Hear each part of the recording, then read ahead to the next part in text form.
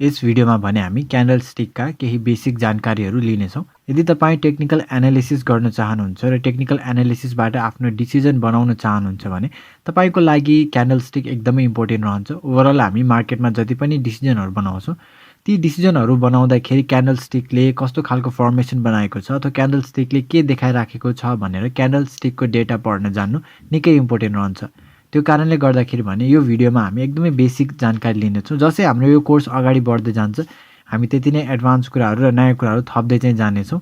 त्यही कारणले गर्दाखेरि यदि तपाईँ एकदमै नयाँ हुनुहुन्छ भने चाहिँ तपाईँको लागि यो भिडियो पनि एकदमै महत्त्वपूर्ण चाहिँ बन्न सक्छ। यदि हामी क्यान्डलस्टिकको कुरा गर्छौँ भने बेसिकली हामीले देख्ने हामीले पाउने भनेको दुई किसिमको क्यान्डल हुन्छन्। एउटा चाहिँ हरियो खालको क्यान्डल हुन्छ, ग्रिन क्यान्डल हामी भन्छौँ भने, अर्को चाहिँ बियरिस क्यान्डल अथवा अर्को चाहिँ रेड कलरको क्यान्डल चाहिँ रहन्छ। जुन मैले पिक्चर तपाईँहरूबिच राखेको छु यहाँनिर पनि तपाईँले देख्नुहुन्छ जुन ब्लू कलरको अथवा ग्रिन कलरको क्यान्डल हुन्छ यसलाई चाहिँ बुलिस क्यान्डल भन्छ भने बियरिस क्यान्डल चाहिँ हाम्रो रेड कलरको हुन्छ। र बुलिस क्यान्डलले सधैँ के जनाउँछ अथवा ग्रिन कलरको क्यान्डलले के जनाउँछ त भन्दाखेरि यो जुन टाइम फ्रेम छ त्यो टाइम फ्रेममा चाहिँ तपाईँको प्राइस माथि गएको छ अथवा प्राइस चाहिँ इन्क्रिज भएको छ।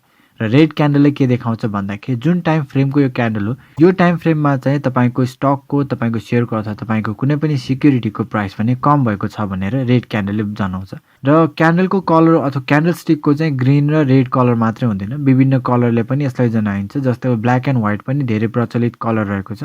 त्यही अन्तर्गत रहेर भने आफैले पनि कस्टमाइज गर्न मिल्छ। त्यो कारणले गर्दाखेरि चाहिँ सधैँ ग्रिन र रेड मात्रै हुन्छ भन्ने हुँदैन, यो बाहेक अरू कलरले पनि यी क्यान्डलहरूलाई चाहिँ डिनोट गर्न सकिन्छ। तर तपाईँले बुझ्नुपर्ने कुरा चाहिँ के छ त भन्दाखेरि बुलिस क्यान्डल कुन हो र बियरिस क्यान्डल कुन हो त्यो चाहिँ तपाईँले चिन्नुपर्ने हुन्छ। त्यसको लागि भने हामी एउटा इक्जाम्पल लिउँ। हामीसँग दुईवटा क्यान्डल रहेका हुन्छन्। अघि मैले तपाईँलाई भने एउटा भनेको बुलिस र अर्को बियरिस, एउटा ग्रिन अथवा अर्को चाहिँ रेड कलरको क्यान्डल।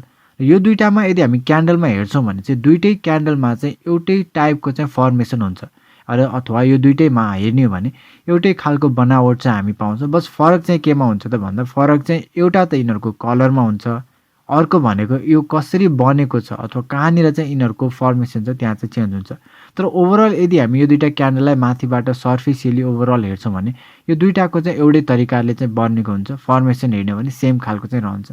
यो जुन बिचको तपाईँ रेक्ट्याङ्गल भाग देख्दै हुनुहुन्छ अलिकति ठुलो अथवा अलिकति मोटो जुन पार्ट रहेको हुन्छ यो पार्टलाई चाहिँ हामी क्यान्डलको बडी भन्छौँ अथवा मेन बडी पनि कतिजनाले भन्न रुचाउनुहुन्छ, तर हामी भने सिम्पली बडी भनेर पढ्नेछौँ। र जुन यो रेड क्यान्डलको बिचको भाग रहेको छ अथवा हामी यो मोटो पार्टलाई बडी भन्छौँ भने माथिपट्टिको जुन एउटा माथिपट्टि सानो अर्को एउटा रेक्ट्याङ्गल जस्तो थडिएको छ त्यसलाई भने हामी अप्पर स्याडो भन्छौँ अथवा यसलाई विक पनि भन्ने गरिन्छ, अप्पर विक भनिन्छ भने तलपट्टि बडीको तलपट्टि जुन बढेको एउटा एरिया छ त्यसलाई भने हामी लोवर स्याडो भन्ने गर्दछौँ अथवा यसलाई लोवर विक पनि भन्ने गरिन्छ। अब यसलाई विक भन्ने अथवा स्याडो भन्ने चाहिँ त्यो आफ्नो डिसिजन हो, यसले खासै फरक पार्दैन। म तपाईँलाई चाहिँ एउटा कुरा के भन्न चाहन्छु भने हामीलाई चाहिँ नाम भन्दा पनि यो कुराहरूले चाहिँ के जनाउँछ त्यो बुझ्न निकै जरुरी छ। त्यही भएर त भने पनि विक भने पनि भयो। ओभरअल क्यान्डलको यदि हामी फर्मेसन हेर्छौँ भने फर्मेसनमा चाहिँ एउटा बडी रहेको हुन्छ र यदि प्राइस छ हायर रेन्जमा पुगेको छ भने अप्पर स्याडो र लोवर रेन्जमा पुगेको छ भने लोवर स्याडो चाहिँ बनेको हुन्छ। अब यही कुरालाई चाहिँ हामी एकचोटि ग्रिन क्यान्डल अथवा जुन बुलिस क्यान्डल स्टिक रहन्छ यसमा चाहिँ के कस्तो फर्मेसन हुन्छ त्यसको डिटेलमा चाहिँ हामी जानेछौँ। पहिला हामीले हेर्नुपर्ने बुझ्नुपर्ने कुरा चाहिँ के छ भन्दा सधैँ कुनै पनि क्यान्डलमा यदि हामी हेर्छौँ भने चारवटा चाहिँ मेन पार्टहरू रहेका हुन्छन्। क्यान्डल फर्म हुँदाखेरि अथवा क्यान्डल बन्दाखेरि भने चारवटा मुख्य कुराहरू चाहिँ रहेका हुन्छन्। एउटा चाहिँ के हुन्छ भन्दा कहाँनिर चाहिँ यो क्यान्डल ओपन भयो अथवा जुन टाइम फ्रेममा तपाईँ हेर्दै हुनुहुन्छ त्यतिखेरको ओपन चाहिँ कहाँ भयो, त्यो दिनमा अन्तिममा आएर मूल्य अथवा जुन भ्याल्यु छ जुन प्राइस छ त्यो कहाँनिर गएर क्लोज भयो। प्राइस यदि हायर रेन्जमा गएको थियो भने कहाँसम्म गयो, कुन चाहिँ यो आजको दिनको अथवा यो टाइम फ्रेमको हाइएस्ट प्राइस कति थियो र यो टाइम फ्रेमको लोएस्ट प्राइस कति थियो भन्ने चाहिँ यसरी देखिन्छ। र ग्रिन क्यान्डलमा सधैँ के हुन्छ त भन्दाखेरि जुन तपाईँको ओपन हुन्छ त्यो सधैँ क्लोज भन्दा तल नै रहन्छ। यहाँ के पाउँछ भन्दा जुन यो ओपन रहन्छ त्यो चाहिँ मुनितिर हुन्छ र क्लोज चाहिँ माथि रहन्छ। र यो चाहिँ सधैँ बुलिस क्यान्डलमा मात्रै हुन्छ, बियरिस क्यान्डलमा अथवा रेड क्यान्डलमा फरक हुन्छ।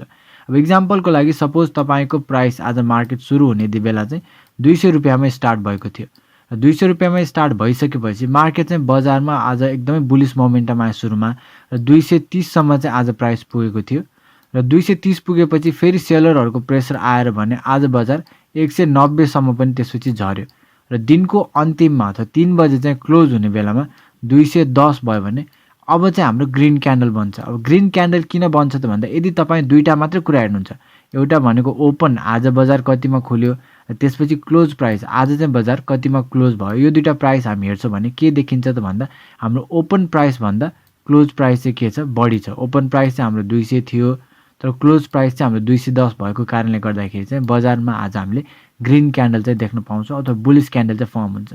यानि कि आज बजार के भएको थियो, लोवर प्राइसमा खोलेर अथवा लो प्राइसमा खोलेर बजार चाहिँ क्लोज हुने बेला हायर प्राइसमा पुग्यो भन्ने चाहिँ देखाउँछ।